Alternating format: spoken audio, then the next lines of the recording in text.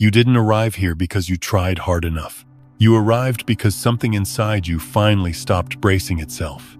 And that distinction matters more than almost anything you've been taught. For most of your life, you were moving as if there were somewhere else you needed to be. Some future version of yourself that was calmer, wiser, more healed, more ready. So you pushed.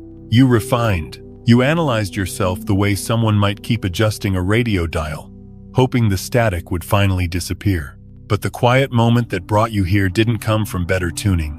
It came when you stopped twisting the knob. You're not here because you understood enough concepts, not because you mastered the right technique, not because you proved anything to the universe or to yourself. You're here because something subtle relaxed, not dramatically, not with fireworks or tears, just a soft release, like shoulders dropping after being held too high for too long. And in that release, something essential happened. Your inner system stabilized. You see, stability is not something we achieve through effort. Stability happens when effort ends. Think about water for a moment. If you keep stirring a glass of muddy water, no matter how careful or intentional you are, it will never become clear. The clarity doesn't come from better stirring. It comes when you stop touching it altogether. For a long time, your mind was constantly stirring your inner field. Every thought questioned the last one. Every feeling was analyzed, judged, or corrected. Every moment was measured against what it should mean or where it should lead. That constant internal movement created noise, not because you were doing something wrong, but because you were doing too much. And now, perhaps without even noticing when it happened, the stirring slowed. Your attention stopped yanking itself into the future, trying to predict outcomes. It stopped pulling itself backward, replaying memories and regrets. It began resting where it actually is, here, this moment, without needing to become anything else. This is what people often misunderstand about healing. They think healing means fixing something broken. But you were never broken. What was fragmented wasn't you. It was the lens through which you were observing life. Your awareness had been divided, pulled in different directions by fear, hope, control, and self-correction. And a fragmented observer receives fragmented feedback from reality, not as punishment, not as a test, simply as resonance. Reality does not respond to how badly you want something. It doesn't respond to worthiness, affirmations, or emotional intensity. It responds to coherence. When your presence is scattered, life reflects confusion. When your presence steadies, life begins to respond clearly. That's why this phase is so easy to miss. There's no announcement, no inner voice declaring, "You have arrived," no dramatic sense that everything has changed. In fact, it can feel almost underwhelming. You might notice that you're reading or listening without urgency, without the desperate need to extract meaning, without the anxiety that you might miss something important. That absence of pressure is not emptiness, it's readiness. And readiness doesn't mean you're about to receive something new. It means what has always been available can finally land without being distorted. For a long time, even when truth brushed past you, it couldn't settle. Your system was too busy reacting, too busy interpreting, too busy asking, "Is this it? Am I doing it right?" Now, there's a pause, a small one, almost imperceptible. Something happens, and instead of immediately reacting, there's space. Not because you disciplined yourself into calm, but because the compulsion to react has softened. In that pause, healing does its real work. Not healing from trauma alone, though that may happen, but healing from the habit of self-interference. You're no longer rushing to understand everything, no longer rushing to decide, no longer rushing to make meaning out of every sensation, every thought, every uncertainty. The mind that once needed instant answers to feel safe has grown quiet enough to allow actual information through. And real information doesn't arrive as dramatic stories. It doesn't come with emotional surges or cosmic explanations. It comes as knowing, a simple, complete knowing that doesn't need justification. You don't build toward it. You don't reason your way into it. It simply appears whole. And because it's whole, it doesn't demand action. It doesn't create urgency. It just sits there, available. Like a map you don't need to stare at constantly because you trust it will be there when needed. Many people overlook this because they've been taught to value intensity.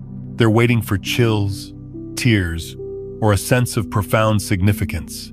But emotional intensity often means the mind is still involved, still trying to convince itself. True clarity is quiet, almost boring, and that's how you know it's real. Alongside this knowing, something else begins to shift. Your sense of direction changes. Not direction as in long-term plans or 5-year visions, but a felt sense of what is open and what is closed. A path that once felt promising suddenly feels heavy. A decision you agonized over loses its charge. You can't always explain why, and you don't need to. This isn't mystical intuition. It's pattern recognition happening below conscious thought. Your system is reading coherence and incoherence in real time. When something aligns, there's a subtle expansion.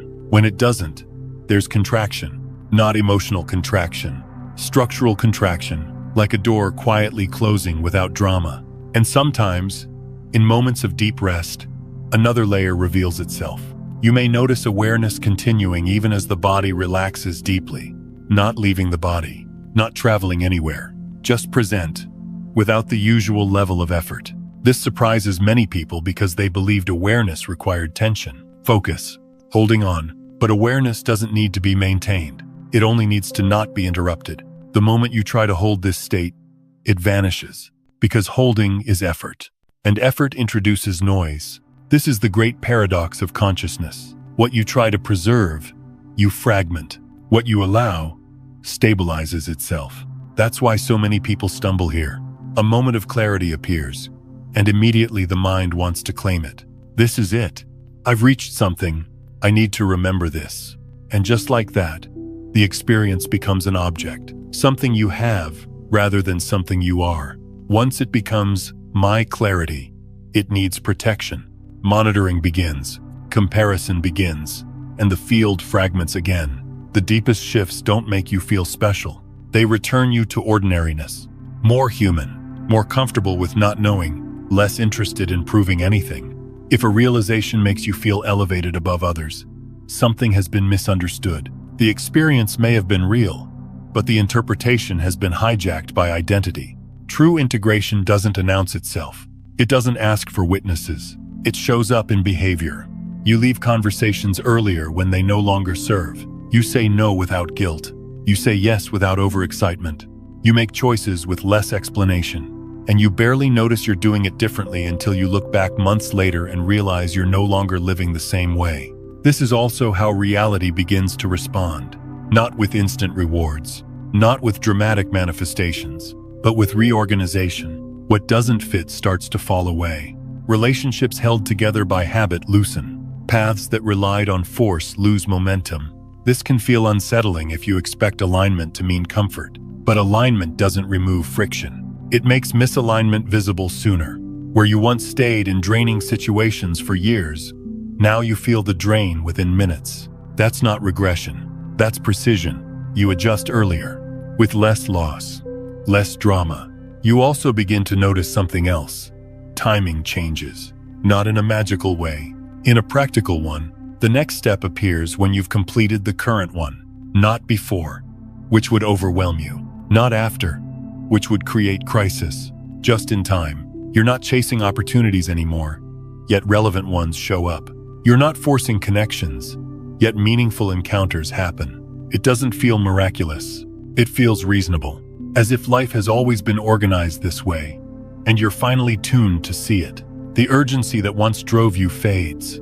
Not ambition, but panic. You still move forward. You just aren't running from fear anymore. Daily life simplifies. Small tasks no longer carry existential weight. You respond when you respond. You decide when enough clarity has arrived. And perhaps most importantly, you stop tracking yourself. You're no longer asking, am I still clear? Am I losing it? Am I doing this right? Those questions dissolve not because you answered them, but because they're no longer necessary. This is what the healing phase truly is. Not a stage to complete, not an identity to claim, but the gradual absence of interference. You didn't gain something new. You lost what was never needed. And in that loss, what remains is simple, quiet, stable, not elevated, not dramatic, just here. And from that grounded presence, life finally has the conditions it needs to meet you clearly. not because you tried, but because you stopped. 1.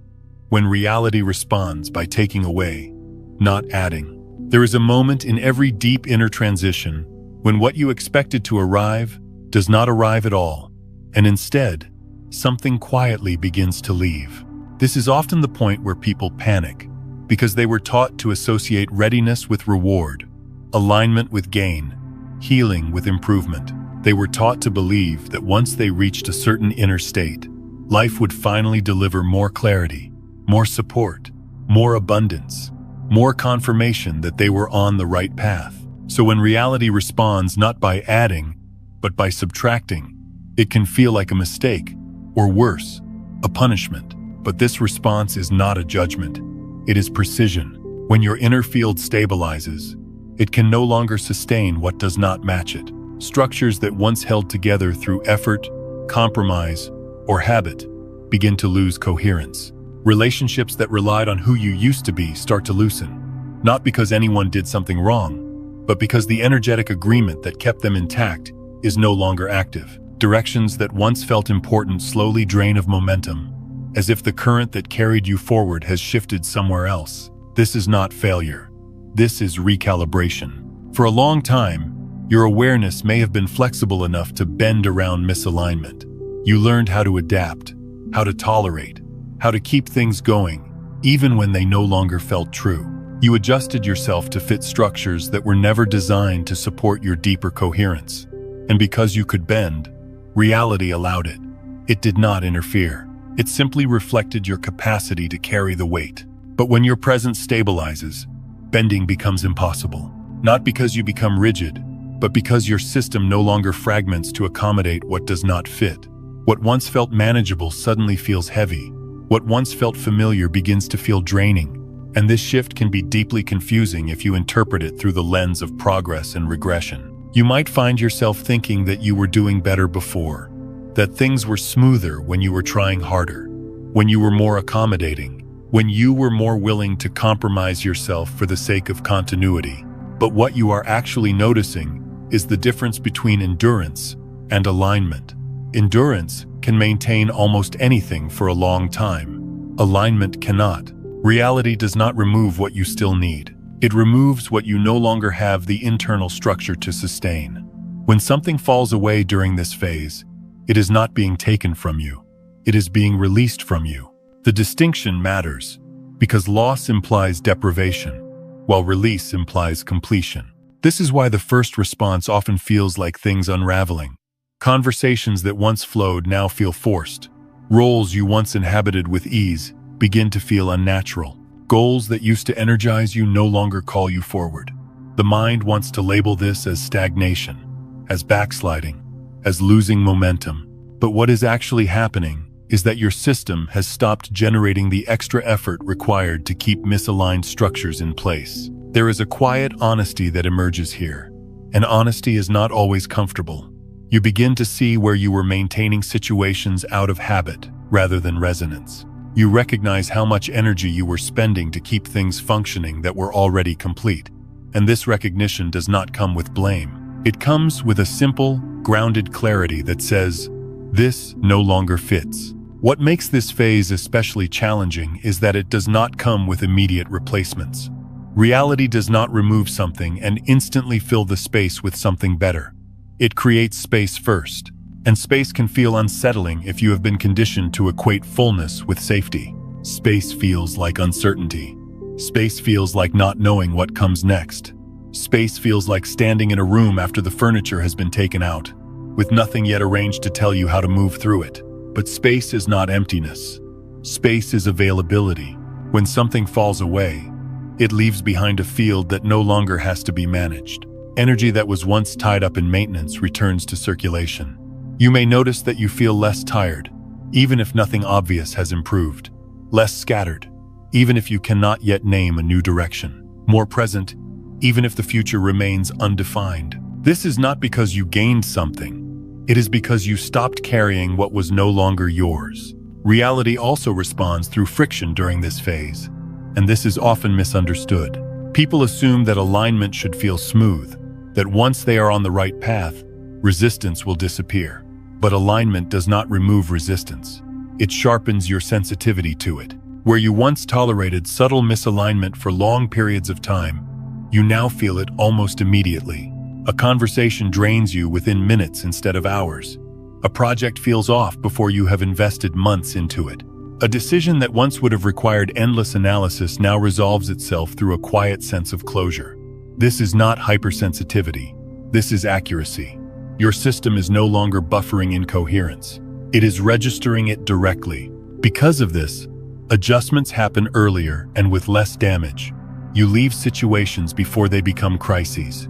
You course correct before exhaustion sets in. You stop forcing outcomes that would have required you to fragment yourself again. And none of this requires dramatic declarations or confrontations. Often, it happens quietly. You simply do not show up in the same way anymore. One of the most disorienting aspects of this process is that it does not feel like improvement in the way you were taught to recognize improvement. There is no sense of climbing upward, no obvious marker that says you are further along than before. Instead, there is a feeling of simplification. Life becomes less crowded internally.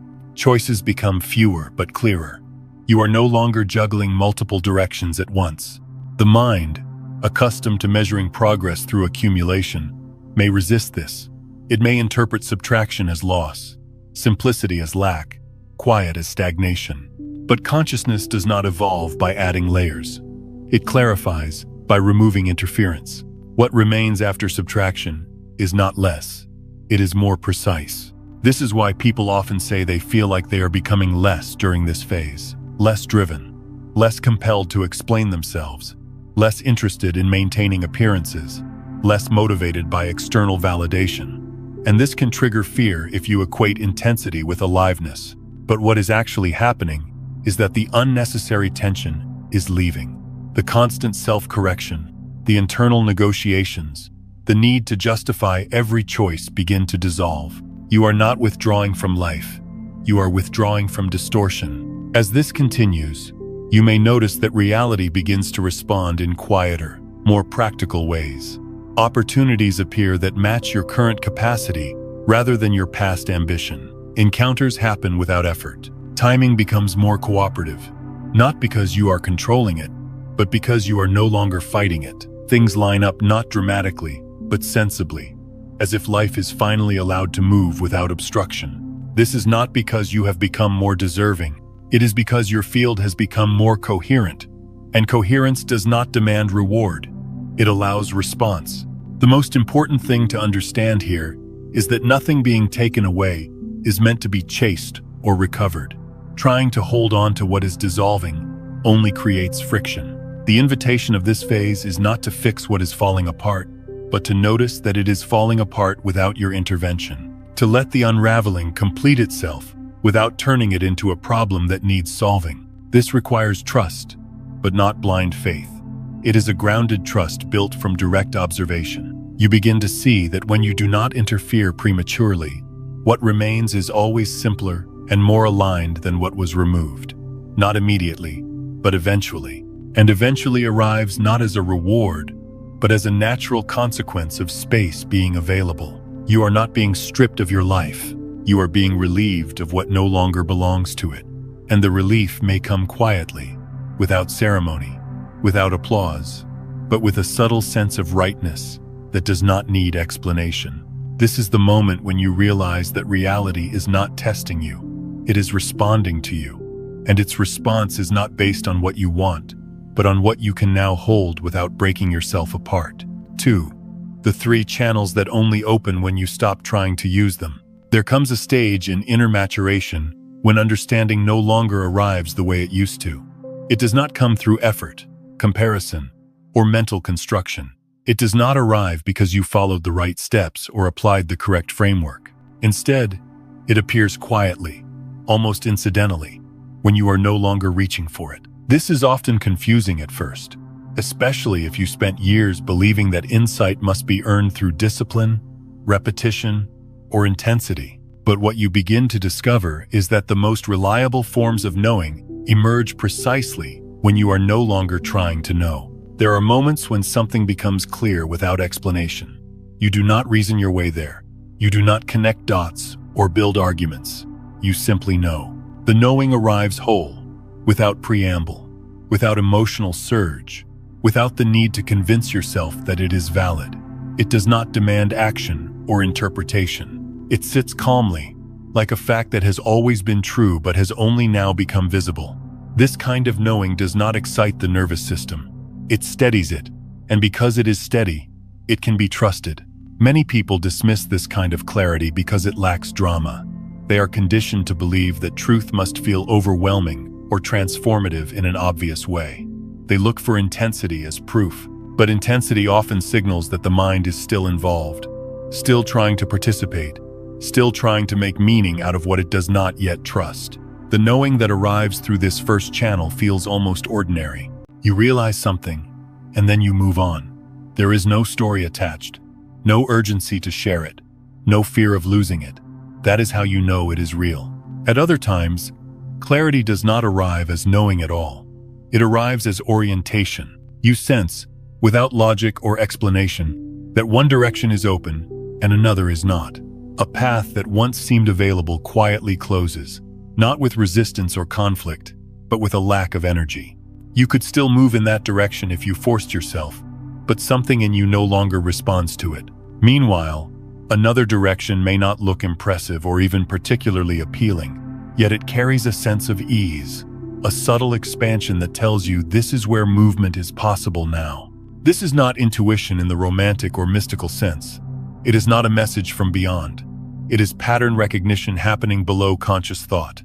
Your system is constantly reading coherence and incoherence in your environment, mapping relationships, timing, and alignment, without needing to translate them into words. When coherence is present, there is expansion. When it is absent, there is contraction. Not emotional contraction, but structural contraction, like a door quietly closing without drama or explanation. You may notice that decisions which once required long deliberation now resolve themselves without effort. Not because the decision is obvious, but because the internal struggle around it has disappeared. The weighing of options fades. The need to predict outcomes loosens. You sense what fits and what does not, and that sensing is enough. It does not guarantee success or happiness. It simply indicates alignment in this moment. And alignment does not promise outcomes. It promises accuracy. Then there are the rare moments when awareness reveals itself in a different way altogether. Moments when the body is deeply at rest, almost asleep, yet consciousness remains clear. There is no sense of leaving the body, no separation, no altered state to achieve. Just a recognition that awareness does not require the same level of physiological activation you once believed it did. You can be profoundly relaxed and fully present at the same time. This surprises many people because they have spent years associating awareness with effort, focus, and tension. This continuity of awareness across states signals something important. It signals that the observer is no longer collapsing under pressure. Most of the time, consciousness fluctuates because the system is constantly managing itself, monitoring thoughts, adjusting emotions, maintaining alertness. When that management softens, awareness reveals its natural stability. It does not need to be held. It does not need to be sustained. It simply remains. What is essential to understand about these three channels is that they are not hierarchical. You do not progress from one to the next. You do not unlock them in sequence. They appear and recede depending on what is needed and on how much interference is present. Some days knowing dominates. Other days, orientation is more prominent. Occasionally, awareness itself becomes visible in a way that feels unusually spacious. None of this needs to be tracked, measured, or optimized. In fact, the moment you try to do that, the channels close. This is where many people unintentionally sabotage themselves. They touch one of these channels and immediately try to replicate it.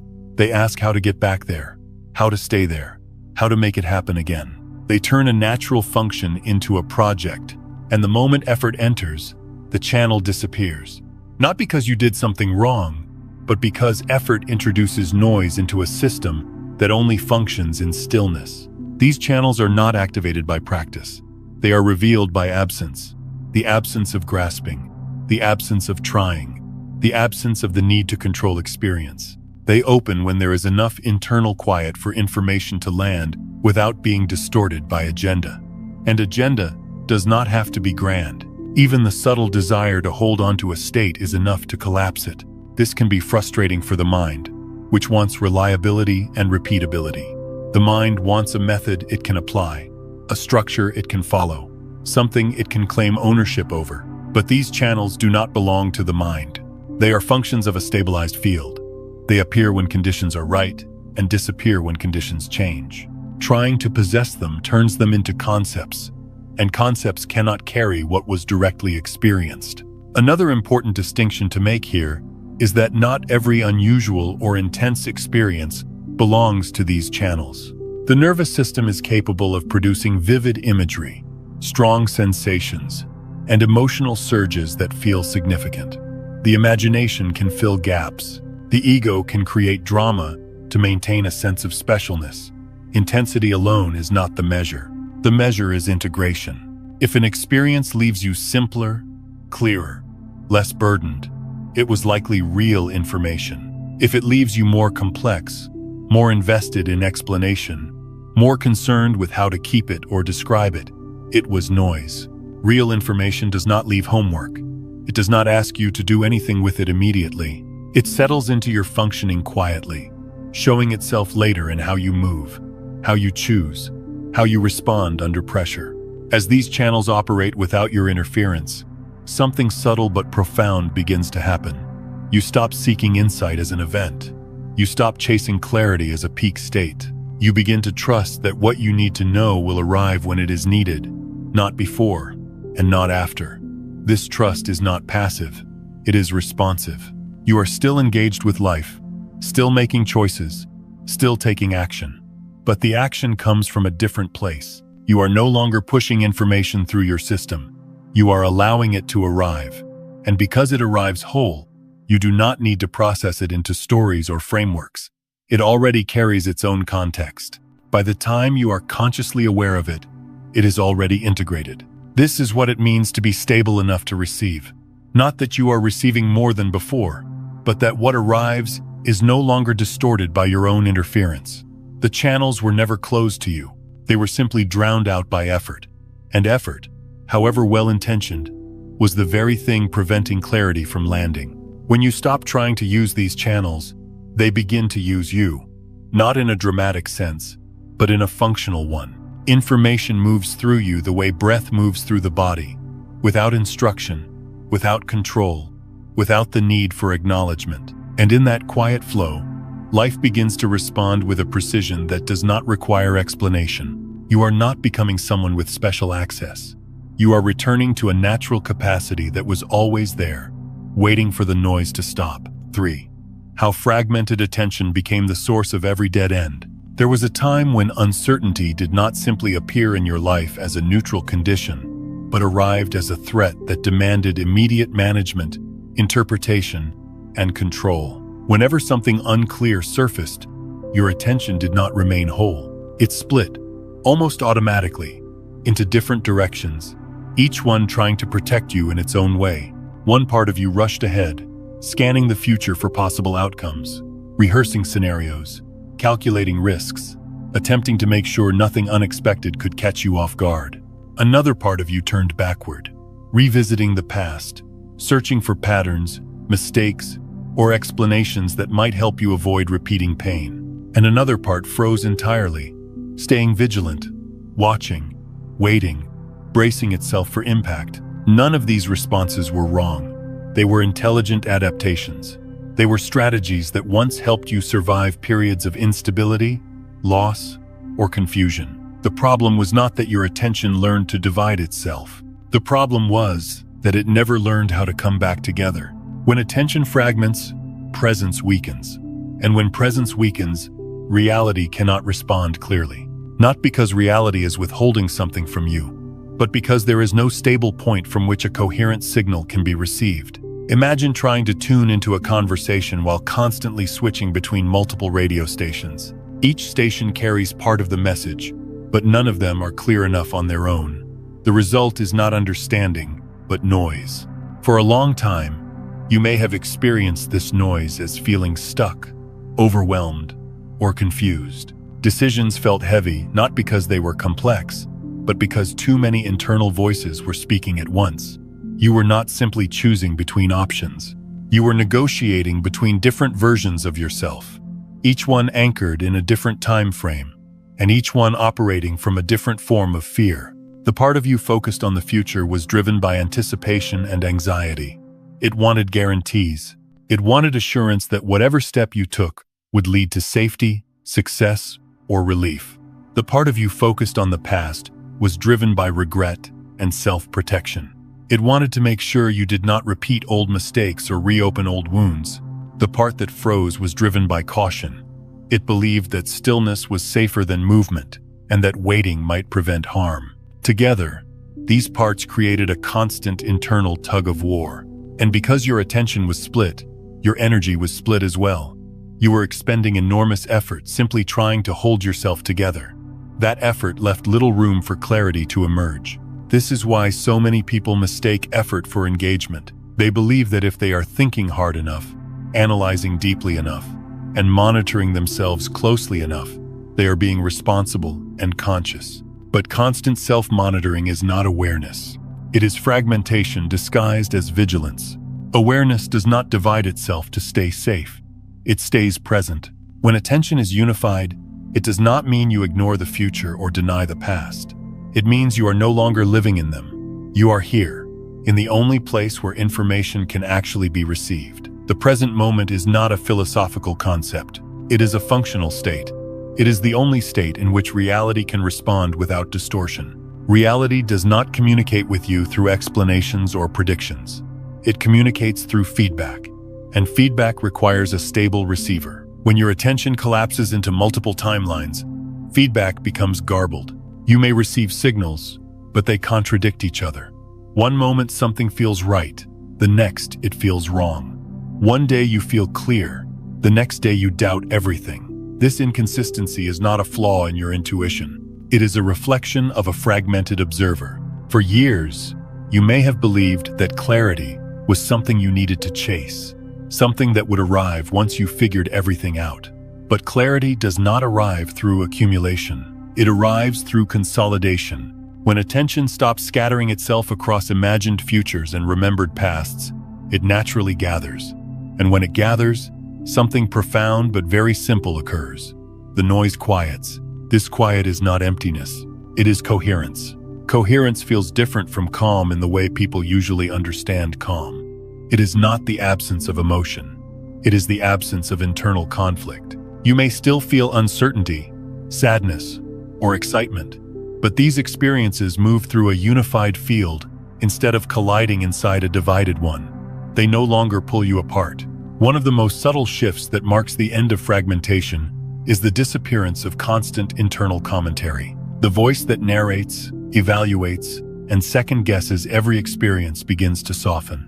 Not because you silenced it forcefully, but because it is no longer needed to maintain control. When attention is unified, control relaxes. And when control relaxes, reality becomes easier to read.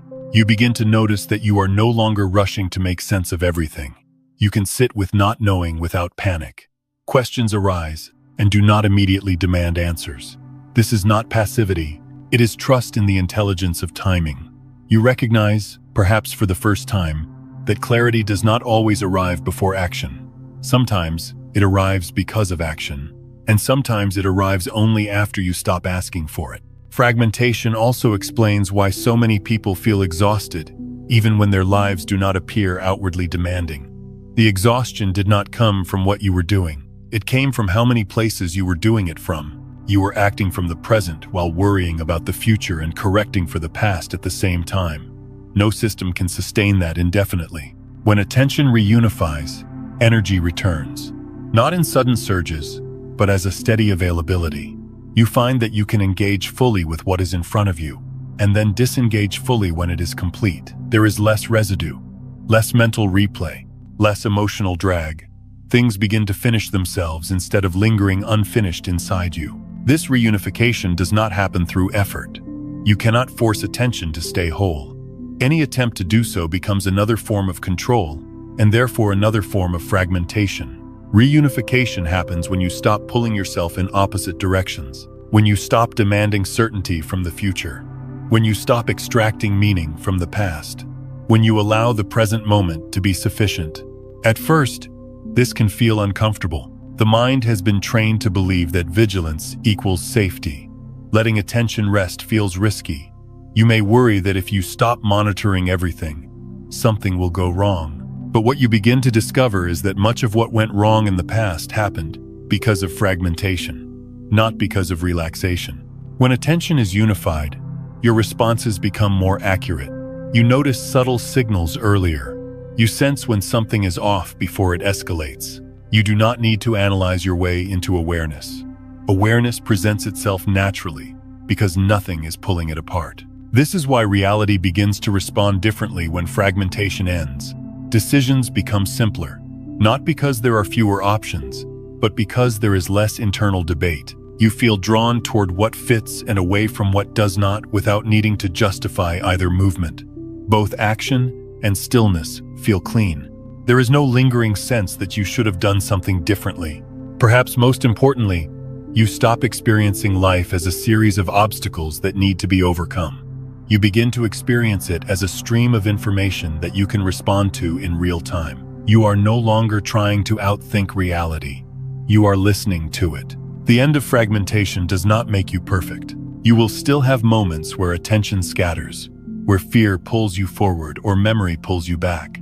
The difference is that you recognize it sooner, and recognition itself is enough to restore coherence. You do not need to punish yourself or correct the state. You simply notice and stop pulling. This is the quiet return to wholeness that most spiritual teachings gesture toward but rarely explain in practical terms. It is not about transcending the human experience. It is about inhabiting it fully, without dividing yourself against yourself. When attention becomes whole, reality no longer feels distant or confusing. It feels responsive. Not because life suddenly becomes easy, but because you are no longer interfering with its ability to communicate. And in that clear communication, movement becomes possible again. Not forced movement, not frantic movement, but the kind that arises naturally when nothing inside you is being torn in different directions. That is when the dead ends dissolve, not because you found a new path, but because you stopped fragmenting the one you were already on. 4. When you no longer need intensity, you begin to move at the right rhythm. One of the quietest and most easily misunderstood signs of inner stability is the gradual disappearance of your need for dramatic experiences. There was a time when you searched for moments that felt like proof, moments that shook you awake, moments that carried the emotional weight of transformation. You may have looked for chills running through your body, tears that felt cleansing, or an overwhelming sense that something monumental had just happened. Those moments were not wrong. They often arrived when your system was under strain and needed a release, but they were never meant to be permanent markers of truth. As your inner field stabilizes, something subtle changes. You stop scanning your experience for peaks. You stop measuring depth by intensity. You no longer ask whether a moment is profound enough to matter. And at first, this can feel disappointing, even unsettling, because intensity has been your reference point for aliveness. Without it, you might wonder whether something is missing, whether you have gone numb, whether the fire that once drove you has burned out. But what is actually happening is not loss. It is regulation. Intensity often arises when there is resistance. It is the friction created when awareness pushes against fear, when insight collides with old patterns, when energy has been compressed for too long and finally breaks through. That surge can feel meaningful, but it is not the meaning itself. It is the release of pressure. When the pressure is no longer there, the surge is no longer needed. Truth, when it lands in a system that is ready, does not announce itself. It does not demand attention. It does not insist on being remembered. It settles quietly, almost anonymously, into the fabric of how you live. And because it does not come with fireworks, the mind may overlook it entirely. This is why so many people mistake stability for stagnation. They are waiting for something to happen, something that feels like change, something they can point to and say, this is it. But real alignment rarely feels like an event. It feels like rhythm. You begin to notice that life moves with less effort, Not because everything is easy, but because you are no longer pushing against your own timing. You wake up and move through the day without the constant sense that something should be different. You still have preferences, intentions, and desires, but they are no longer charged with urgency. They are held lightly, like directions rather than demands. When intensity fades, presence deepens. Presence does not need to impress you. It does not need to entertain you. It simply holds what is here without resistance. And that holding is what allows life to unfold in a way that feels coherent, rather than chaotic. There is a particular kind of humility that comes with this stage. You realize that many of the experiences you once chased were not signs of arrival, but signs of imbalance. They were moments when your system briefly broke through its own tension. Now that the tension is gone, there is nothing to break through. This can be difficult for the part of you that wants a story. The mind likes milestones. It likes moments it can package and remember. It wants something to tell others, something to use as evidence that you have changed. When nothing dramatic happens, the mind becomes restless. It starts to question whether anything is happening at all. But the absence of drama is not the absence of movement. It is the absence of distortion. Movement continues, but it is quieter. Changes happen, but they are incremental. You adjust without announcing it. You let go without ceremony. You move away from what no longer fits without needing to explain yourself. And because these shifts are small and continuous, they often go unnoticed until you look back and realize that your life no longer resembles the one you were living before. This is the difference between transformation as spectacle and transformation as integration. Spectacle demands attention. Integration disappears into function. When something is fully integrated, you do not feel the need to revisit it. You do not analyze it. You do not protect it. It becomes part of how you operate. Like breathing or walking, you do not celebrate each breath. You do not mark each step. You simply move. As intensity drops away, your nervous system begins to operate within a narrower, healthier range. Emotional responses become proportional to events. Small disappointments no longer spiral into narratives about your worth or your future. Small successes do not inflate into proof that you have finally made it. Things happen. You respond. The response completes itself. There is less residue. This proportionality is one of the clearest indicators that you are moving at the right rhythm. When the observer is stable, experience matches reality. You are no longer amplifying or minimizing based on old conditioning. You are responding to what is actually happening, not to what your history taught you to expect. You may also notice that silence becomes more comfortable. Not the silence of withdrawal, but the silence of not needing to fill every space with interpretation. You can sit with a moment without asking what it means. You can let a feeling pass without turning it into a lesson. You can experience clarity without trying to hold on to it. This is where many people become tempted to reintroduce effort. The mind, sensing the loss of stimulation, tries to create intensity again. It seeks out new teachings, new frameworks, new practices, hoping to recreate the feeling of movement. But this usually leads to frustration, because effort cannot produce what effortless alignment provides. The rhythm you are learning now cannot be forced. It is discovered through listening rather than pushing. It asks you to trust the pace at which your life is unfolding, even when that pace feels slower or quieter than what you were taught to value. There is a deep maturity in allowing your life to be uneventful at times. Not empty, but unremarkable. Days that do not need to be optimized. Conversations that do not need to be profound. Choices that do not need to be justified by grand narratives. In this simplicity, something essential becomes visible. You see that meaning does not come from peak experiences. It comes from coherence, from the quiet consistency of living in a way that does not require constant self-correction. When you stop chasing intensity, you stop treating yourself as a project that needs to be fixed. You begin to live as someone who is already enough to respond to what arises. This does not make you passive. It makes you accurate. Your actions become cleaner. You do what needs to be done, and then you stop. You rest without guilt. You work without self-violence. You engage without overextending. There is a sense that you are finally moving with life rather than trying to outrun it or control it.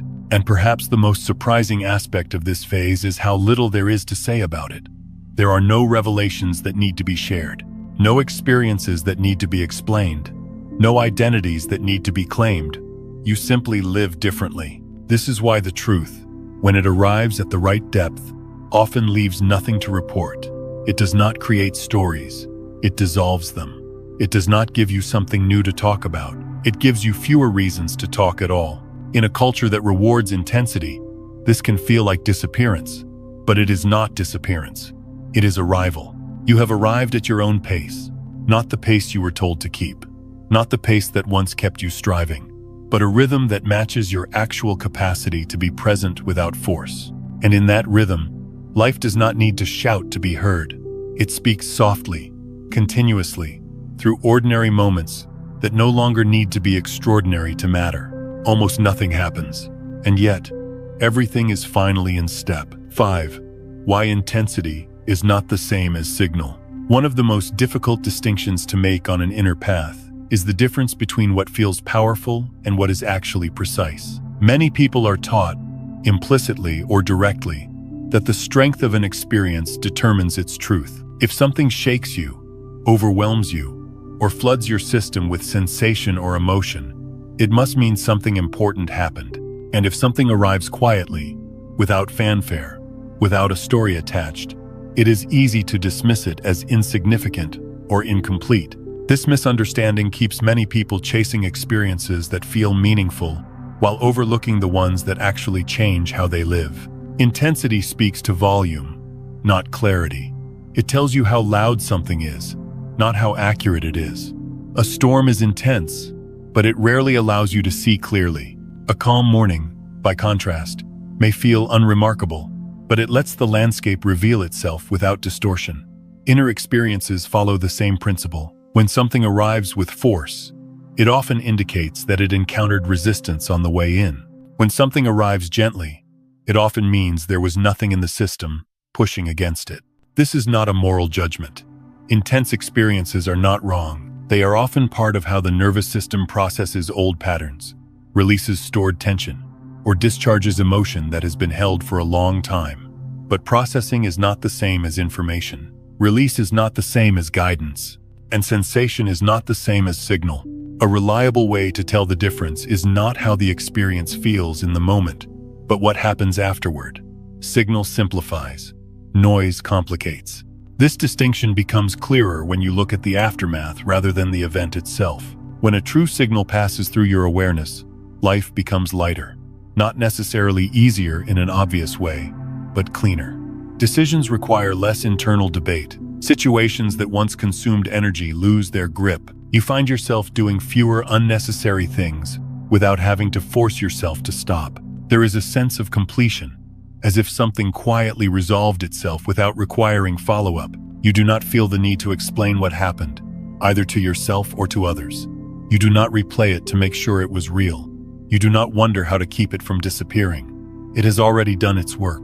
By the time you are aware of it, it is already integrated into how you see, choose, and respond. Noise behaves differently. Noise demands attention after the fact.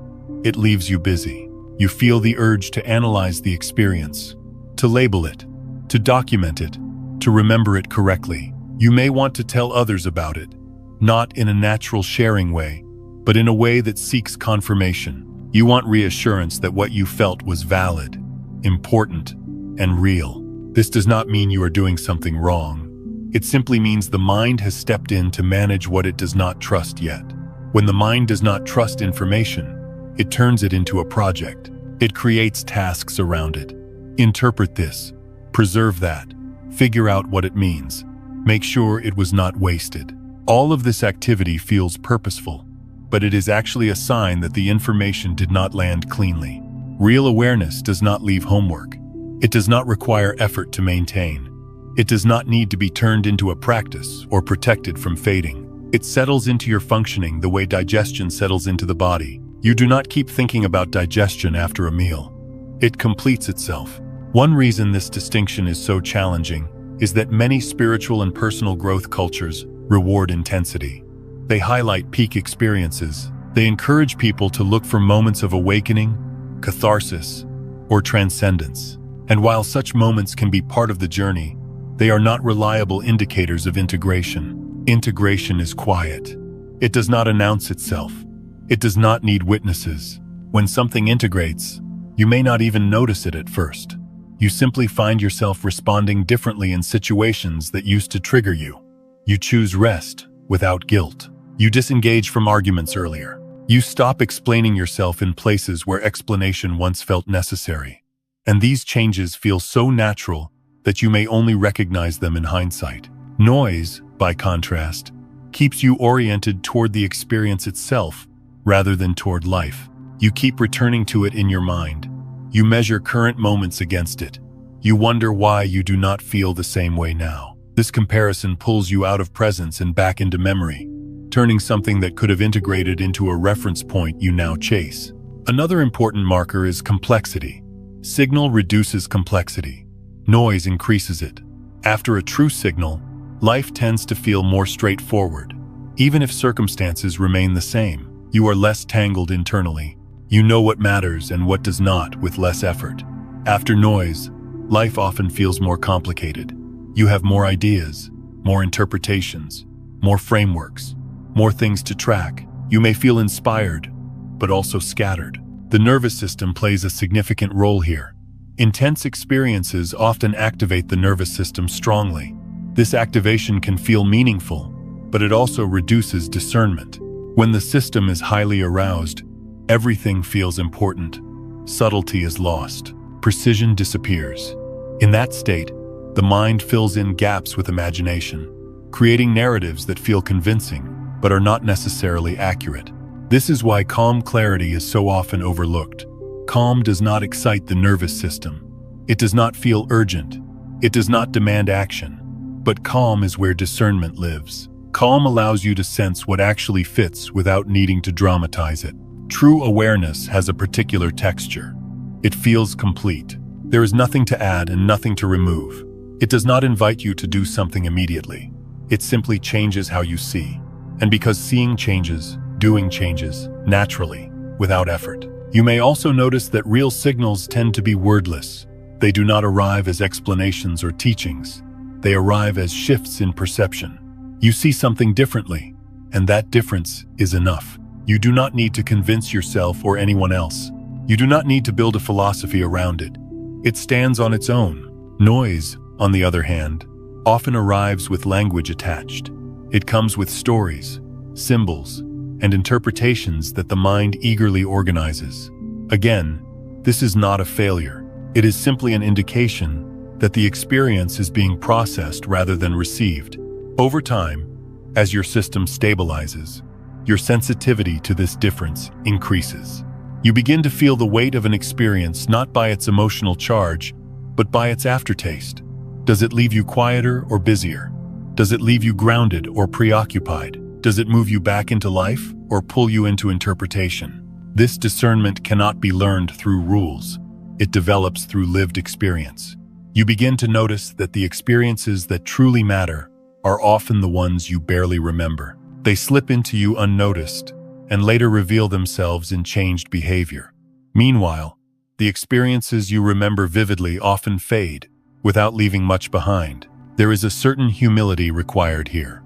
You have to be willing to let experiences pass without turning them into identities or milestones. You have to allow truth to be ordinary. An ordinary truth does not feed the ego.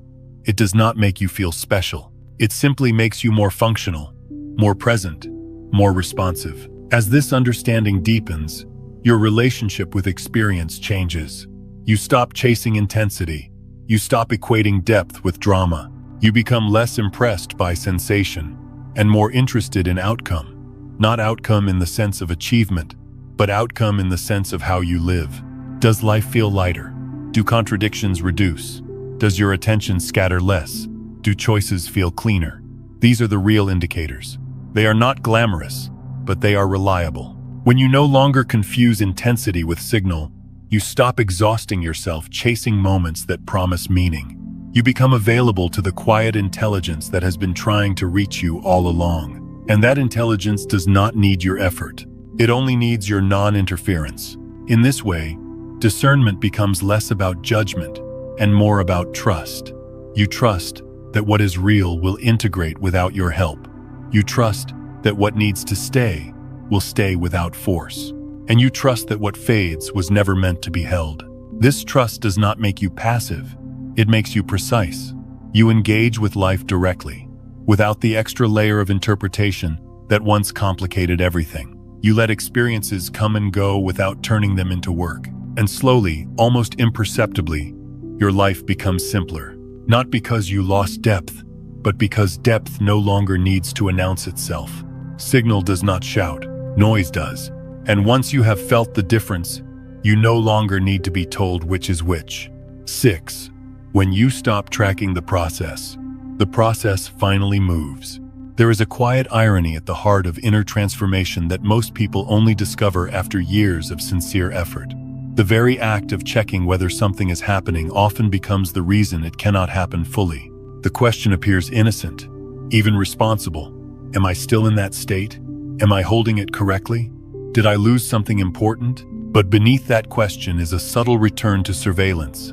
And surveillance, no matter how gentle it tries to be, reintroduces interference. For a long time, you were taught that awareness meant constant self-observation. You learned to watch your thoughts, monitor your emotions, evaluate your progress, and assess whether you were moving forward or falling back. This was presented as consciousness, as discipline, as maturity. And in early stages, some degree of observation can be useful. It helps you notice patterns that were previously unconscious. It brings certain habits into view. But there comes a point where the same mechanism that once supported growth begins to quietly undermine it. When observation turns into tracking, presence fractures. Tracking creates a split. One part of you is living the experience, while another part stands outside, measuring, evaluating, and recording. This division is subtle, but its effects are profound. You are no longer fully inside the moment. You are partially watching yourself have the moment. And that watching introduces tension, because the observer now feels responsible for maintaining the state it is observing. This is where many forms of stability quietly collapse. You may have noticed this pattern before. A moment of clarity arises. You feel calm, open, aligned, and then a thought appears, almost reflexively. This feels good. I hope it lasts. Or more subtly, am I still here? The moment that thought appears, something shifts. The ease tightens. The openness narrows. Not dramatically, but enough for you to sense that something has changed. Nothing external caused this. The shift happened internally, at the level of attention. You moved from being the state to checking the state, and checking reactivates control. Control is not the enemy. It kept you safe when life felt unpredictable. But control cannot coexist with deep integration. Integration requires trust, and trust cannot operate under constant supervision. The more you check, the more you signal to your system that something is at risk of being lost. That signal creates vigilance. Vigilance creates contraction. And contraction fragments the very coherence that allowed clarity to arise in the first place. This is why the deepest transformations often happen when you are not paying attention to them. You are not trying to change. You are not evaluating yourself. You are simply living. And later, sometimes much later, you realize that something fundamental has shifted. You handle situations differently. You respond with less reactivity. You recover faster from emotional disturbances. You no longer spiral where you once did. But none of this happened because you tracked it carefully. It happened because you stopped interfering with the process that was already underway. The mind resists this idea because it equates monitoring with safety. It believes that if it stops watching, something will go wrong. Progress will stall. You will regress. You will lose what you gained. But this belief is based on a misunderstanding of how inner stability actually forms. Stability is not maintained through vigilance. It is maintained through coherence. And coherence is self-regulating when it is not being disrupted. Think of a body healing from a wound. If you constantly peel back the bandage to check whether it is healing, you slow the process. Not because checking is malicious, but because it interrupts the natural intelligence of the system. Healing does not require supervision. It requires the right conditions and then time. Inner transformation works the same way. Once the conditions are present, excessive attention becomes counterproductive. The system knows what to do. Your role is not to manage it, but to stop getting in its way. This does not mean you become unconscious or careless. It means you shift from monitoring to inhabiting. You are no longer asking whether you are present. You are simply present. You are no longer wondering whether you are aligned. You notice alignment or misalignment as information, not as a verdict on your progress. When tracking drops away, something remarkable happens. Time loosens. You stop thinking in terms of stages and milestones. You are no longer asking how far you have come or how far you still need to go. The path stops feeling like a project and starts feeling like life. And life does not require constant evaluation. You may still have moments of contraction. You may still get pulled into old patterns occasionally. The difference is that you do not interpret these moments as failure. You recognize them as temporary fluctuations. And because you do not attach a narrative to them, they resolve more quickly. You notice, and the noticing itself restores coherence. This is what it means to forget that you are transforming. Not in the sense of becoming careless, but in the sense of no longer making transformation the center of your identity. When you stop identifying as someone who is healing, you create space for healing to complete itself. Identity is heavy. It requires maintenance. When you say, "I am someone who is becoming," you unconsciously feel responsible for ensuring that becoming continues. That responsibility brings pressure. Pressure brings effort. Effort brings noise. When identity loosens, effort relaxes. When effort relaxes, noise fades. And when noise fades, integration deepens. There is a particular humility in allowing this to happen. You let go of the need to mark progress. You stop collecting evidence that you are changing. You no longer need to compare this moment to a past moment to see if something has improved. You trust the process enough to stop checking on it. And paradoxically, this trust allows the process to move more freely. You begin to live from a quieter center. Decisions emerge without the need to analyze whether they are aligned. You sense alignment directly. When something fits, you move toward it. When it does not, you step away. There is less internal commentary about whether you are doing it right. This does not make you passive. It makes you responsive. Responsiveness does not require tracking. It requires presence. And presence is always available when you are not dividing your attention between living and evaluating. The deepest shifts leave no record. They do not announce themselves. They do not ask to be remembered. They simply become the way you operate. You realize you are no longer the same person, not because you can explain how you changed, but because the old ways of responding no longer make sense to you. This is why trying to measure transformation is so unreliable. The most significant changes do not show up as experiences. They show up as absences. Absence of urgency. Absence of self-correction. Absence of the need to be somewhere else. When you stop asking whether you are still in the state stops being something you visit. It becomes the ground you stand on. And ground does not need to be monitored. It holds you automatically. The moment you forget that you are transforming is often the moment transformation becomes real. Not as an event, but as a quiet continuity that no longer requires your attention to exist. And in that forgetting, something settles. You stop living as a project under construction. You start living as someone who trusts that life, when met without interference, knows how to move itself forward. 7. The subtlest trap is identifying with awakening. There is a moment on every sincere inner path that feels deceptively reassuring. A moment when something clears and the mind quietly whispers, "I see now." At first, this feels harmless, even true. After all, something has shifted. Perception has softened. Old assumptions have loosened. A sense of space has opened where tension once lived. But right here, in this almost invisible turn of thought, the most delicate trap appears. The moment you think, "I am someone who has seen," you step out of the very state that allowed seeing to happen. This is not a failure of character or understanding.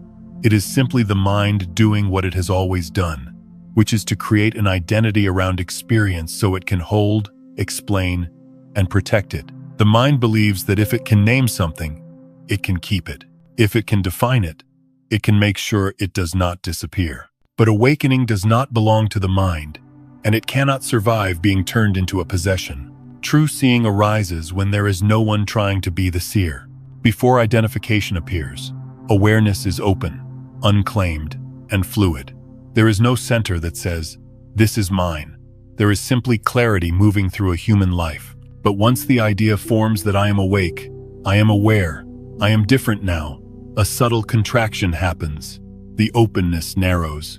Awareness turns back on itself, and the field that was free becomes occupied by an image. This is why awakening, when misunderstood, can quietly harden into a new kind of separation. You may have noticed this in yourself or in others. After a period of genuine clarity, there is sometimes a shift in posture, not physically but internally. A subtle sense of being ahead, even if it is wrapped in compassion, a feeling of having crossed a line that others have not yet crossed. This does not always show up as arrogance. Often it appears as concern, as guidance, as a desire to help others see what you see. But beneath it is still an identity forming around experience. An identity, no matter how spiritual its language, always divides. The paradox is that real awakening does not elevate you above ordinary life. It returns you to it more fully. It does not make you feel special. It makes you feel more human, softer, more willing to be wrong, more comfortable not knowing, less interested in defending a position, whether spiritual or otherwise. When awakening is real, the need to prove it disappears. You do not feel compelled to explain yourself. You do not seek confirmation from others. You do not feel the urge to be recognized as someone who has arrived. In fact, the more genuine the shift, the less there is to say about it. Language feels insufficient, not because the experience was grand, but because it resolved something internally that no longer needs narration. Identification does the opposite. It creates a story that must be maintained. Once you see yourself as someone who is awakened, you feel responsible for living up to that image. You begin to monitor your reactions, your emotions, your thoughts, not from presence, but from performance. You ask whether you are responding the way an awakened person should respond. You judge moments of confusion or reactivity as signs that you are losing something. And in doing so, you recreate the very fragmentation that awakening briefly dissolved. This is how people end up feeling less free after spiritual insight than before it. They are carrying an image of who they are supposed to be, and that image requires constant maintenance. True awakening is not a state you enter and then sustain. It is the recognition of what remains when you stop trying to sustain anything at all. It does not give you a higher ground to stand on. It removes the need for ground altogether. You are no longer orienting yourself through comparison, either with your past self or with others. You are simply responding to what is present. This is why genuine awakening often feels like becoming more ordinary, not more extraordinary. You find yourself less interested in spiritual language, less drawn to explanations, less concerned with whether others understand your journey. You laugh more easily at your own confusion. You make mistakes without turning them into crises. You allow yourself to be uncertain without feeling like you have fallen from grace. These are not signs of regression. They are signs that identity has loosened its grip. The ego does not disappear through awakening. It becomes subtler. It learns to wear spiritual clothing. It learns to speak in the language of insight and compassion. And because of this, the trap is easy to miss. You may genuinely believe that feeling separate from others is simply a reflection of seeing more clearly. But separation, no matter how refined, is still separation. Awakening that divides you from others is incomplete. The deepest realizations do not place you above humanity. They place you within it, without armor.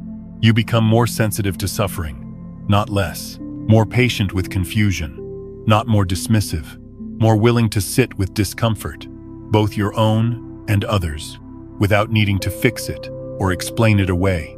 Another sign of identification is the urge to carry experiences forward as evidence. You reference past moments of clarity to reassure yourself that you are still on the path. You compare your current state to how you once felt and wonder what changed. These questions seem natural, but they subtly pull you out of presence and into memory. They turn living insight into a remembered standard. But true shifts do not need to be remembered. They integrate so completely that they disappear into function. You do not remember learning how to walk every time you take a step. You do not recall the moment you learned to speak before each sentence. These capacities became part of how you operate. Awakening, when real, does the same. It changes how you relate, how you choose, how you respond, without requiring conscious reference. This is why the most stable forms of awakening leave no identity behind. There is no one who has awakened. There is only life functioning with less interference. When identification dissolves, something remarkable happens. The clarity that once appeared as a peak experience can return, but in a different form, less dramatic, less named, more woven into daily living. It shows up in small choices rather than big declarations, in how you leave a conversation before it turns draining, in how you rest without guilt, in how you say no without needing justification. You stop performing insight and start embodying it. This embodiment does not make you immune to fear, sadness, or confusion. It makes you less afraid of them. You no longer interpret these states as signs that you have lost something essential. You recognize them as movements within a larger stability that does not depend on maintaining a particular experience. There is a quiet confidence in this stage, but it is not the confidence of someone who knows. It is the confidence of someone who does not need to know in order to live honestly. You trust yourself enough to be uncertain. You trust life enough to let it unfold without constantly naming what is happening. You trust awareness enough to let it operate without claiming ownership over it. And perhaps most importantly, you stop needing to be someone who is awakened. You become available to being someone who is alive. Alive to nuance. Alive to contradiction. Alive to the ordinary texture of days that do not need to be meaningful to be complete. Alive to the full range of human experience without needing to transcend it. This is where awakening matures into wisdom, not as an achievement, not as an identity, but as a way of moving through the world with less resistance and less need to prove anything at all. When you stop carrying awakening as a badge, it stops being fragile. When you stop protecting it, it stops needing protection. And when you stop identifying with it, it finally becomes real. 8. Friction does not disappear. It becomes precise.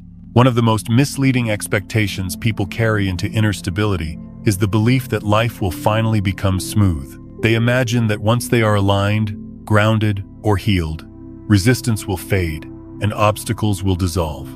When friction still appears, they question themselves. They wonder whether they missed something, whether they are doing something wrong, whether they have somehow fallen out of alignment without realizing it. But this expectation misunderstands the role friction actually plays. Stability does not remove friction, it refines it. Before stability, friction was often loud, prolonged, and confusing. You stayed in situations that drained you for far too long. You tolerated conversations, environments, and commitments that slowly eroded your energy, convincing yourself that discomfort was something to push through or normalize. You only recognized misalignment after significant damage had already been done, after exhaustion, resentment, or collapse forced your attention. That was not weakness. It was low resolution. When awareness is fragmented, the system compensates by buffering incoherence. It dulls sensitivity in order to survive. You learn to endure. You learn to rationalize. You learn to explain away signals that something is not right because responding to them felt too risky or too disruptive. As your presence stabilizes, that buffering ends. The nervous system no longer needs to mute information to protect you. Sensitivity returns, not as fragility, but as precision. You begin to feel when something is off much earlier than before. Not dramatically, not emotionally, but clearly. A conversation that once took hours to drain you now registers within minutes. A direction that once held you for years now loses coherence almost immediately. A subtle tension in your body, a quiet resistance, a loss of aliveness, appears before you have invested deeply. This is not increased negativity. It is increased accuracy. Many people misinterpret this early detection as becoming intolerant or overly sensitive. They believe they are regressing because they can no longer push through what they once endured. But endurance was never a virtue in itself. It was a survival strategy. Sensitivity, when paired with stability, is not weakness. It is intelligence. Friction at this stage is no longer a wall. It is a signal. And signals are meant to be read, not battled. When friction appears now, it does not demand a dramatic response. It does not require confrontation, explanation, or justification. Often it simply asks for a small adjustment, a change in timing, a change in tone, a step back instead of forward, a pause instead of persistence. Because you sense misalignment early, you no longer need to make large corrections. You course correct, gently, quietly, without collapse. This is one of the most significant yet overlooked shifts of true stability. You stop waiting for things to fall apart before you listen. You listen while things are still intact. Life becomes less catastrophic not because problems disappear, but because they are addressed while they are still small. You may notice that you leave situations earlier, not angrily, not defensively, simply earlier. You no longer need to gather evidence to justify your departure. You do not need a dramatic reason to step away. The feeling of misfit is enough. This does not make you avoidant. It makes you responsive. Responsiveness means you do not stay where your system is quietly contracting just to appear committed or strong. You honor information as it arrives, even when it arrives softly. And because you respond early, friction rarely escalates. Another subtle change is how friction feels internally. Before, resistance often triggered self-doubt. You wondered whether you were failing, whether you should try harder, whether discomfort meant growth. Now, friction feels informational rather than personal. It is not about you being wrong. It is about something not aligning. This distinction removes a great deal of unnecessary suffering. When you no longer interpret friction as a reflection of your worth or progress, it loses its emotional charge. You do not spiral. You do not internalize it. You simply adjust. There is also less drama because there is less identity involved. You are not defending a self-image. You are not trying to prove resilience. You are not using endurance as evidence of maturity. You are listening. Listening changes everything. It allows you to stay flexible instead of rigid. You can change direction without seeing it as failure. You can let go without framing it as loss. You can say no without turning it into a rejection of yourself or others. This flexibility is what stability actually looks like. Not holding a perfect state, but being able to move with what arises without losing your center. It is important to understand that this increased sensitivity does not mean you will avoid all discomfort. Growth still involves uncertainty. Change still brings moments of fear. But the discomfort you experience now is proportionate. It matches the situation rather than being amplified by unresolved patterns. You are no longer carrying the weight of the past into the present moment. You are responding to what is happening now, not to what once happened. Because of this, friction resolves faster. It does not linger. It does not compound. You feel it, you adjust, and it completes itself. There is less residue. This also means you stop overcorrecting. Before, when something felt wrong, you might have swung to the opposite extreme. If a relationship drained you, you withdrew completely. If a project overwhelmed you, you abandoned it entirely. These reactions were understandable when signals arrived late and loudly. Now that signals arrive early and clearly, responses can be measured. You make small, precise changes instead of dramatic exits. This precision gives your life a different texture. There is less chaos, less cleanup, less rebuilding from scratch. You are not constantly recovering from extremes. Another aspect of this stage is how friction teaches you trust. You begin to trust that when something is misaligned, you will feel it early enough to respond without harm. This trust reduces anxiety. You are no longer scanning the future for potential disasters, because you know you will sense when adjustment is needed. This does not mean you stop caring. It means you stop catastrophizing. With this trust, you become more present. You are not bracing for impact. You are not rehearsing responses. You are engaged with what is actually in front of you. And because you are present, you respond more accurately. You may also notice that your tolerance for unnecessary friction decreases. Not because you are less capable, but because you no longer confuse friction with purpose. You are not interested in struggle for its own sake. You are interested in coherence. This does not make you complacent. It makes you discerning. You still apply effort where it is appropriate. You still commit where commitment is true. But you no longer grind against misalignment to prove dedication. You recognize that effort applied in the wrong direction is not noble. It is wasteful. As this understanding deepens, You stop romanticizing difficulty.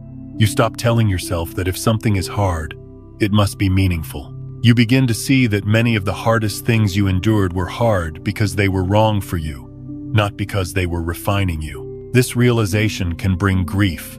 You may mourn the energy you spent pushing against life. You may feel sadness for the years you stayed too long, tried too hard, explained too much. But this grief is clean. It does not collapse you. It simply clears space. And in that space, responsiveness strengthens. Friction becomes a quiet collaborator rather than an enemy. It shows you where to adjust before damage occurs. It keeps you honest. It keeps you aligned. This is why stability does not produce a frictionless life. It produces a life where friction serves a function instead of creating suffering. You no longer need life to hit you hard to get your attention. You listen when it whispers. That is not regression. That is refinement. It is the sign of a system that no longer needs pain to communicate. 9. When action no longer comes from trying to fix yourself. There is a quiet but decisive shift that happens when action is no longer driven by the need to correct, improve, or redeem yourself. For a long time, movement may have come from a subtle dissatisfaction, a sense that something about you needed adjustment before life could truly open. You worked harder, decided faster, planned more carefully. Not because you were inspired, but because effort felt like responsibility. Doing felt safer than allowing. Pushing felt like proof that you were taking your life seriously. And yet, beneath all that movement, there was tension. Not always obvious, but persistent. A feeling that you were driving yourself forward rather than being carried by anything real. Action felt heavy, even when it was productive. Decisions felt urgent, even when there was no true emergency. Rest came with guilt. Stillness felt like falling behind. When action comes from trying to fix yourself, it carries an unspoken message. Who I am right now is not enough to meet life. That message shapes everything. It turns effort into pressure. It turns goals into judgments. It turns discipline into self-surveillance. And over time, it exhausts the system. Not because you are incapable, but because you are acting against your own coherence. The shift begins when that message quietly dissolves. You do not stop working. You do not stop choosing. You do not withdraw from life. But the internal posture changes. Action is no longer a push away from inadequacy. It becomes a response to what is present. You still wake up and engage with the world. You still show up for responsibilities. You still take steps forward. But the energy behind those steps is different. There is less strain, less self-argument, less inner negotiation about whether you are doing enough or doing it right. This is what it means to move from pushing to permitting. Permitting does not mean waiting passively for life to happen to you. It means allowing action to arise from clarity rather than from tension. It means trusting that when something genuinely needs to be done, the impulse to do it will be there without force. And when that impulse is absent, pushing yourself into motion only creates friction. This is often misunderstood, especially in cultures that equate effort with virtue. There is a fear that if you stop pushing, you will stagnate. That without pressure, you will become lazy, unmotivated, or complacent. But what actually happens is the opposite. When action is no longer fueled by self-correction, it becomes cleaner. You do what needs to be done, and then you stop. You do not overextend to prove commitment. You do not continue past the point of coherence just to appear strong. You recognize when enough is enough, and you honor that recognition without turning it into a story about weakness. Decisions also change texture. Before, decisions were often accompanied by mental strain. You weighed options endlessly, trying to predict outcomes, trying to choose the one that would finally fix something inside you. You feared making the wrong choice because wrong choices seemed to confirm your inadequacy. Now, decisions feel simpler, not because the stakes are lower, but because the internal pressure is gone. You are no longer asking whether a decision will make you better or worse. You are sensing whether it fits or does not fit. And that sensing is enough to move. Sometimes the movement is forward. Sometimes it is stillness. Both feel valid. This is one of the most profound signs that action is no longer coming from self-repair. You are equally at ease, moving or not moving. You do not need motion to justify your worth. You do not need rest to be earned. Each moment carries its own instruction, and you are available to hear it. Another shift you may notice is how effort feels in the body. Before, effort came with tightness, jaw clenched, breath shallow, attention scattered. You were working and watching yourself work at the same time, measuring whether it was sufficient. Now, effort feels focused, but not strained. You apply energy where it is needed, and when the task is complete, you release without residue. There is no lingering sense that you should have done more. This has a cumulative effect on your life. Energy returns, not in dramatic bursts, but as steady availability. You are less depleted by ordinary tasks. You recover more quickly from challenges. You can engage deeply and then disengage fully, without carrying unfinished tension with you. Perhaps most surprisingly, permission takes you further than force ever did. When you stop pushing yourself toward outcomes, you become more responsive to opportunities. You notice openings you would have missed before because you were too busy driving in one direction. You sense timing more accurately. You act when action aligns and wait when waiting aligns, without interpreting either as success or failure. Life begins to feel less like a series of hurdles to overcome and more like a conversation you are participating in. You speak when it is your turn. You listen when it is not. And because you are not trying to dominate the conversation, it flows more naturally. This does not mean that challenges disappear. You still face uncertainty. You still encounter moments that require courage. But courage now comes from honesty rather than from self-coercion. You move forward because something calls you, not because you are afraid of what will happen if you do not. There is also a noticeable shift in motivation. Before, motivation felt like pushing yourself uphill. You had to convince yourself, discipline yourself, sometimes shame yourself into action. Now, motivation feels like permission to move, a gentle green light rather than a whip. This difference is subtle but transformative. Pushing creates resistance, even when it succeeds. Permission creates flow. When you are pushing, some part of you is being dragged along reluctantly. When you are permitting, all parts of you are aligned with the movement. Because of this alignment, actions taken from permission often have more impact, even if they look smaller from the outside. You are not scattering energy, trying to fix everything at once. You are placing energy precisely where it belongs. You may also notice that some directions simply lose their appeal, not through a dramatic decision to quit, but through a natural fading of interest. Paths that once seemed important no longer hold energy. You do not have to force yourself to stop pursuing them. They fall away like leaves that have finished their season. At the same time, new directions may appear quietly. They do not announce themselves as life-changing opportunities. They feel ordinary, manageable, appropriate to who you are now.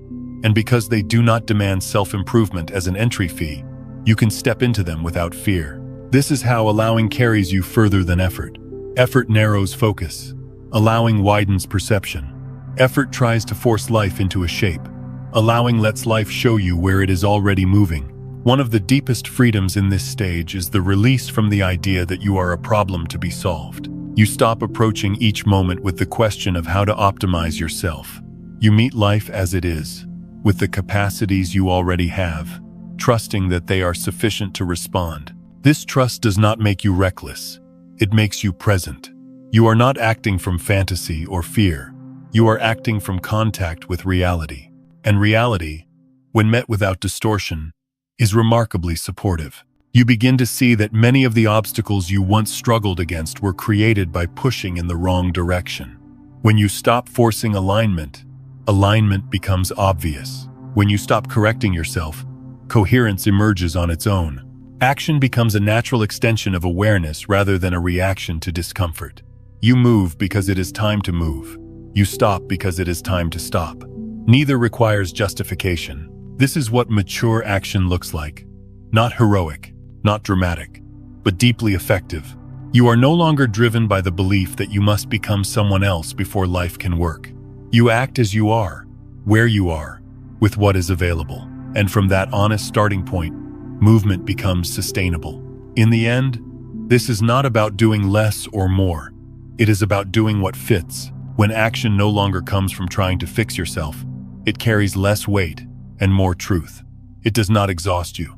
It does not fragment you. It does not require applause. It simply moves life forward, one coherent step at a time. And quietly, without force, you realize that you have traveled further than you ever did when you were trying so hard to get somewhere else. Completion, without an ending. There is no final moment where the healing phase announces its completion. No internal bell rings.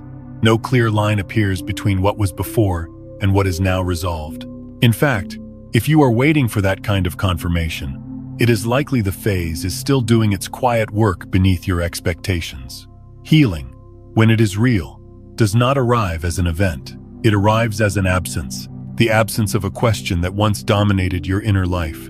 It ends when you no longer ask whether it has ended. This can feel strangely anticlimactic, especially in a world that teaches you to look for milestones, certifications, and visible proof of progress. You may have expected a sense of arrival, a feeling that everything finally makes sense, a moment where you can say with certainty that you are finished with this chapter. But what actually happens is far simpler and far more honest. The question loses its charge. You realize one day that you have stopped checking, stopped measuring yourself against who you used to be, stopped wondering whether you are doing this correctly, stopped tracking whether you are still healing, still aligned, still moving forward. Not because you found the perfect answer, but because the question itself no longer feels relevant. There is no certificate to receive, no internal authority handing you permission to rest, no invisible finish line you cross that changes how the world treats you. What changes is quieter than that. Your life becomes easier to live from the inside. You notice that you are spending less energy managing yourself, less time correcting your reactions, less effort maintaining a sense of who you think you should be. The constant internal supervision relaxes, and in its place, there is space. Not empty space, but usable space. Space where life can move without needing to be constantly adjusted. Moments become simpler, not smaller, but less burdened. Ordinary days no longer feel like something you need to get through in order to reach a better one. Conversations no longer feel like tests of your awareness. Choices no longer feel like verdicts on your worth or growth. You move through your life with a little less commentary, a little less tension, a little more room to breathe. Nothing dramatic has happened, and yet everything feels different. This is often the point where people worry that they have lost something. They compare the quietness of now to the intensity of earlier phases, and wonder if they have gone numb, if they have settled, if they have somehow missed the deeper experience they were promised. But what they are actually feeling is the absence of strain.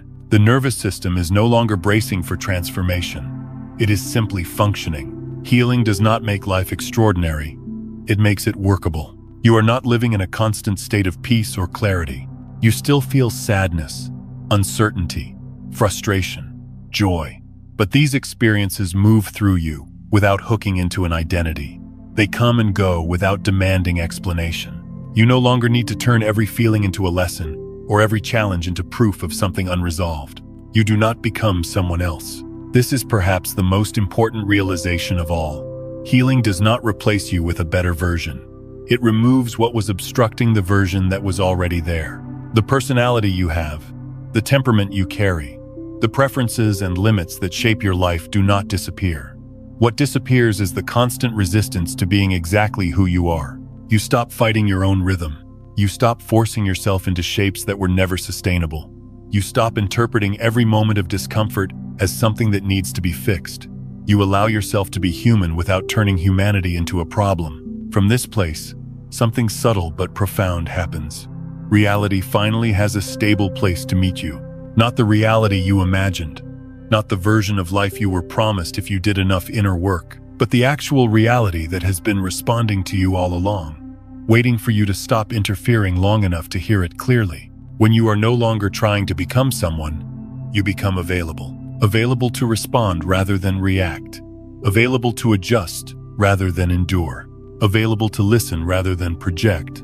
Available to act when action fits, and rest when rest fits, without needing to justify either.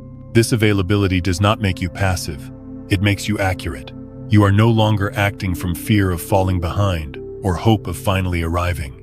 You are acting from contact with what is present, and contact is always enough. There is a quiet confidence that grows here, But it is not the confidence of certainty. It is the confidence of trust. Trust that you do not need to know where everything is going in order to take the next step. Trust that clarity will arrive when it is needed, not when demanded. Trust that you can handle what comes because you are no longer dividing yourself against yourself. You begin to see that much of what you once called healing was really an attempt to escape discomfort. Now, you no longer need to escape it. You can sit with not knowing without panic. You can be wrong without collapsing. You can change direction without seeing it as failure. These are not spiritual achievements. They are signs of health. The healing phase does not end with celebration. It ends with ordinariness, with mornings that are not remarkable but feel honest, with work that does not drain you even if it does not excite you, with relationships that are simpler because you are no longer performing within them. You stop needing peak experiences to confirm that you are alive or aligned. You stop seeking meaning as something separate from living. Meaning shows up quietly, in the way you choose, the way you listen, the way you leave when it is time to leave, and stay when it is time to stay. This is why completion has no ending. There is nothing to complete. What you were looking for was never an outcome. It was relief from interference. And once that interference falls away, there is no need to mark the moment. Life continues, but with less friction, less noise, and less effort. You may notice, months later, that you no longer live the way you once did, not because you tried to change, but because the old patterns no longer make sense. You do not feel triumphant about this. You feel normal, and that normality carries a depth you did not recognize before. This is what integration looks like. Not a memory you return to, but a way of being that does not need to be referenced. You do not hold on to it. You do not protect it. You live it without thinking about it. And when you do occasionally fall back into old habits, as you inevitably will, nothing is lost. You notice sooner. You stop sooner. You return without drama. The ground has not disappeared. It was never dependent on perfection. From this quiet ground, life does not suddenly become easy, but it becomes responsive. You are no longer at war with it.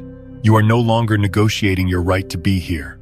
You meet each moment without the constant undercurrent of self-correction. This is the simplicity that remains when the search ends. Not because it succeeded, but because it completed itself. You did not arrive somewhere new. You stopped standing in your own way. And from that very quiet place, reality finally meets you. Not as who you hoped to be, not as who you were trying to become, but exactly as you are. Without resistance, without performance, without the need for an ending to prove that something has been finished. Life does not ask you to graduate from healing. It asks you to live. And when you do, without interference, without constant self-management, without the need to be certain, the healing phase dissolves into something simpler and more durable than any conclusion. It becomes your life,